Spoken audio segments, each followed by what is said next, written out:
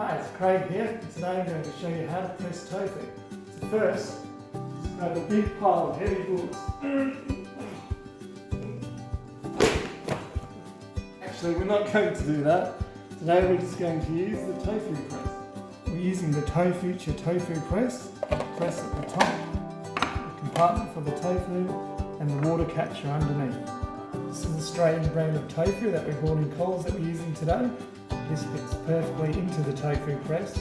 But if you've got tofu that's bigger, you can just cut off a section and use that later. Once you've opened up the tofu and drained out the liquid, simply place it into the holder here.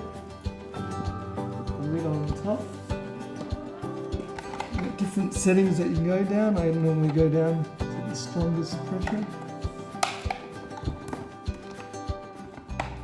Like that.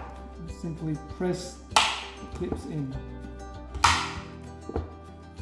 Once the tofu is in the press, you want to leave it probably for at least 4 hours or overnight, and you can simply just store it in the fridge.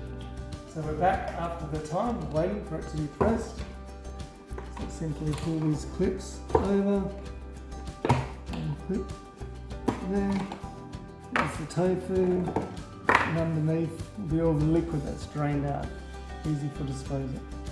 Now that the tofu is pressed, it'll cook crispier and you can also absorb any flavours that you want to use when cooking. We like to either put it in stir fries or marinate and bake it in the oven. We'll do another video with that to show our favourite recipe. So that was everything for today. If you have any questions, please put them in the comments below the video. Thanks!